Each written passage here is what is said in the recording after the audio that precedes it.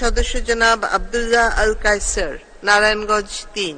সম্পূরক প্রশ্ন করুন। ধন্যবাদ মাননীয় স্পিকার। আমি মন্ত্রী মহোদয়ের কাছে প্রশ্ন রাখতে চাই যে আমার নির্বাচনী এলাকা সোনারগাঁ একসময় মেনিখানী নদী, এটা ছিল একসময় ব্যবসা বাণিজ্যের একটি নদীপথ। আজকে কালের প্রবর্তনে সেই নদীটি এখন ভরাট হয়ে যাচ্ছে, এটা এখন ডাম্পিং এরিয়া হয়ে যাচ্ছে। এই মেনিখানী নদী কি খনন করার এবং ওয়াকওয়ে করার, আমাদের আগামী প্রজন্মকে একটি সুন্দর বাংলাদেশ স্মার্ট সোনারগাঁ করার জন্য কি কোনো পরিকল্পনা আছে কিনা? ধন্যবাদ মাননীয় স্পিকার। ধন্যবাদ মাননীয় সদস্য। মাননীয় মন্ত্রী।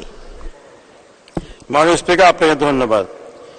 সংসদ সদস্যের প্রশ্নের উত্তরে আমি বলতে চাচ্ছি, আপনারা জানেন বাংলাদেশ নদীমাতৃক দেশ, আমরা ভাটির দেশের মানুষ।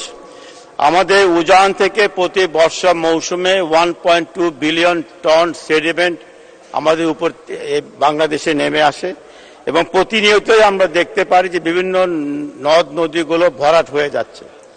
সাধারণভাবে নৌ পরিবহন মন্ত্রণালয় যে সমস্ত নেভিগেশনাল রুট আছে সেগুলোকে তারা ড্রেজিং করে নৌ চলাচলটাকে সচল রাখে এবং এটা করতেই কিন্তু নৌ পরিবহন সারা বছরই কিন্তু তারা বিভিন্ন নদীতে তারা ড্রেজিং করে।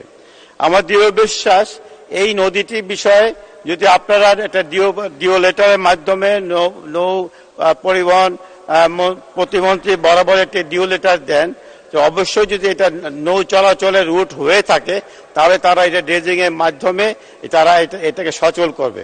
অথবা যদি মনে করেন যে এটা নৌ চলাচল রুটের মধ্যে না পড়ে, তাহলে আপনাকে আমি অনুরোধ করতে চাই যে আপনি পানি সম্পদ মন্ত্রণালয় মন্ত্রী বরাবর একটা ডিও লেটার দেন, তাহলে আমরা আমাদের এলাকা নদী সংরক্ষণের বিষয়ে ও নদী ভাঙ্গন থেকে এলাকাকে রক্ষার জন্য যে আমাদের প্রকল্প আছে সেই প্রকল্পের আওতায় আমরা এই নদীটা খনন করতে পারি।